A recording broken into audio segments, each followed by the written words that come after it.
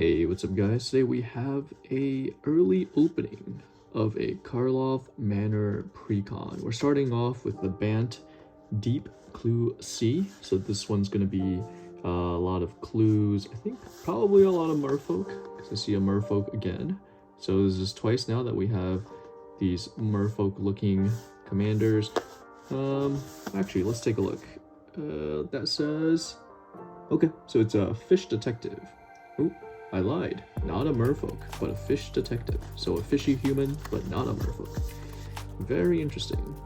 So it looks like here. Yeah, this includes the collector booster pack sample as always. Very excited about this. Got all 4 of them actually slightly early. So we're going to be opening 1 a day for the rest of the week. And we're starting off with this one because I have a Bant deck, and there's a couple of cards in here that I could really use for that deck. So I wanted to start with this one so I can pilfer out a couple of cards for one of my other decks. This is not a deck I'm probably going to keep for the short term, together at least. We will be getting to 1 or 2 that I will be keeping and upgrading pretty heavily, but this isn't one of them. So we're just going to do an opening today. We're going to take a look at the cards inside. So before we start, let's take a look at MTG Goldfish for the deck list, and then we'll also take a look at the prices that you're going to get and the value that you're going to get out of this. Alright, so this is the Deep Clue C card list from MTG Goldfish. It's saying that the current tabletop value is around $114, which makes sense. There's 11 mythics and 49 rares in here. That's a little better. Not quite as bright as before. But some things of note, Adrix and Nev. This is one of the cards that I definitely want for my other Bant deck because I create a lot of tokens. This is a cheap way to kind of double them up. We also have Dronda and Benny Brax above $6 here. And a Chulang here for right above $5 there, and the ever lovely Coma, which gets out of hand really quickly. So one of the more fun cards for folks to play, not for your opponents, but for you to play. Let's see what else in here. Oh, and there's a Academy Manufacturer here, which is always nice to have. Yep, so check that one out. Yep, anytime you create a clue. So with the comeback of clues here, this is getting a lot of value. And then we always have this ever lovely Farewell, one of the best removal spells in the game. And we'll take a look at all of this as we go through the deck as well. That is pretty much the deck, and it's 114 on Card Kingdom, so probably 10% less or so, about $100 for all the cards on TCG Player. And yeah, so back to this. Let's crack it open and we'll be right back.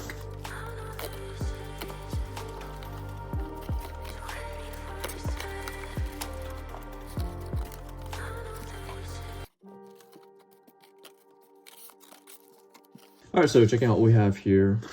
Just a thing with a couple of +1/+1s that you can punch out. Here we have a very interesting... So I do know that there is a lot of puzzles to solve. So I'm guessing there's probably clues or something on the packaging here. Just a quick overview of the Fishman that looks like a merfolk, but is actually a Fishman and not a merfolk. And yeah, here's a little thing about playing the deck. A couple of quick commander rules. And yeah, so this is a thing that it looks like there's something to solve here. Some type of little cipher decoder thing that you use to figure out what a message means. So, very cool. And then just take a look. This is the deck box. Probably not going to use this. Most likely be taking apart this deck, but this is what it looks like. And then last but not least, here is the collector booster sample pack. Never really pulled too much crazy things out of these, but these are always just a little bit of added fun here. Ooh, 10th District Hero. A little bit of collecting evidence and becoming a hero. And then we have a Not On My Watch. Nice little hollow single point of removal. Exile target attacking creature. And yeah, let's unwrap this thing.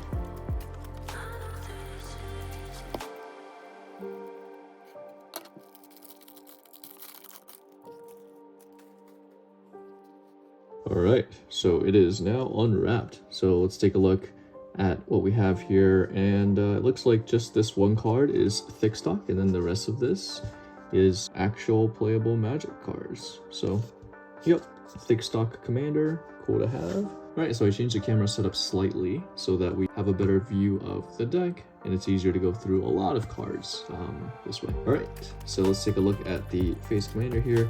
Yeah, not very exciting. You're making clues, you're drawing cards, and you're putting +1/+1 counters. Yeah, none of that's really that exciting to me. Interesting card though. Maybe one day. Sophia Dog Detective. This one's a little bit more interesting. I just bought the Raining Cats and Dogs Precon recently from Secret Lair, and so dogs and cats are both very interesting to me. This one sadly can't be put into that deck because with Ren and Seri, you can't have bent colors. You can't have the blue, sadly. So this would be a great card if I could put it in there, but this actually would be a pretty interesting commander. You're making a lot of dogs, you're making them really powerful as you're making dog tokens.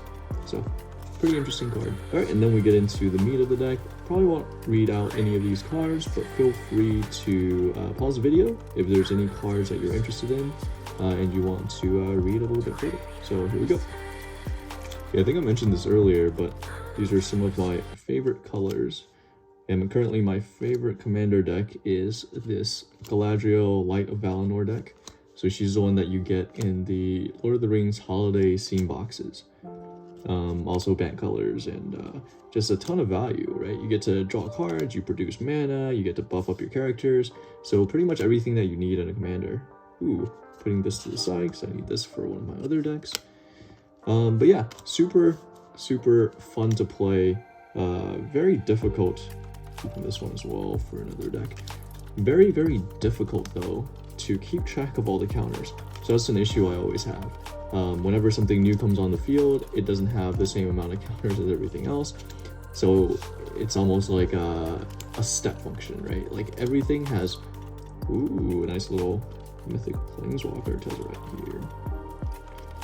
Almost everything has different numbers of counters depending on when it entered the battlefield, right? Because every turn you're putting on +1/+1 counters. Ooh, there's the Ajax and Nev.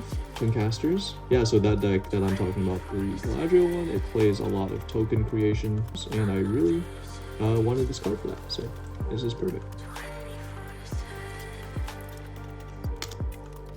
Ooh, yeah, this is an interesting card too. So on the topic of token creation, you might be able to find a place for this. But anyway, ooh, and there's Koma. Yeah, one of the best token creators in the game. Every player's upkeep, you create a 3/3, and then you can sacrifice it to tap permanents and stop them from activating abilities, and it gets out of control very quickly. Academy Manufacturer, again, a super good card because you're creating a ton more tokens every time you create a clue token. One of my favorite decks to play is actually the Lord of the Rings Precon with the food. So you're using Frodo Baggins to create yourself a ton of food. And with that particular Precon, Academy Manufacturer is also really good because you're creating food and clues and treasures along the way, and it's just a ton of fun. Yeah, so we're getting into the land cycle here. Get nothing too crazy here. You're not going to get any of the shock lands or fetch lands or anything like that.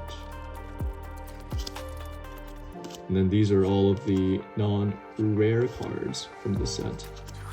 So I think all the mythics and the rares are in the beginning, and then they put all like the Soul Ring, all the staples, but the ones that you can't really, that don't really have rarity in the back here. And it's nice to have command towers, and then all the interesting, slightly interesting lands. Ooh, Reliquary Tower. I'm putting that to the side. Been missing 2 of those, so that's 1 of the 2. Growth Chamber, Temple of the False Gods. Yeah, so I think this is probably a pretty powerful deck. Straight out of the Precon packaging. Usually these Bant ones and Simic ones are. I remember the Merfolk one from Lost Caverns was really good. I'm not going to go through all of these. Oh, here we go. And then we get to the tokens here.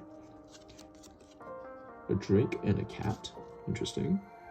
Tiny Dog. So this is the one that's from the other possible commander. Tintin Eldrazi token. Not sure what produces that. Have a clue and an insect. Nice. Thopter. Rhino Warrior. Oh, this is one of my favorites. It's not just a rhino, but a Rhino Warrior. treasure, clue, and a food. Okay, so Academy Manufacturer there. Coma's Coil. This is actually one of the tokens I needed the most because I play Coma in 2 decks. And I've never gotten a Coma token before. So, believe it or not, this is one of the things that I'm most excited about in this entire deck is this Coma token card. Spirit, hey, we got a 1/1 tentacle. And a Coma Scroll. Alright, keeping that one too. Alright guys, so that is it for this deck. What do you guys think about the deck, the cards? Is this something that you're going to be looking forward to playing? Let me know. And again, every day this week, we're going to be unveiling and early opening another one of these commander decks. So 1 a day. So make sure you tune in for that. That's it for the video. Thanks, guys.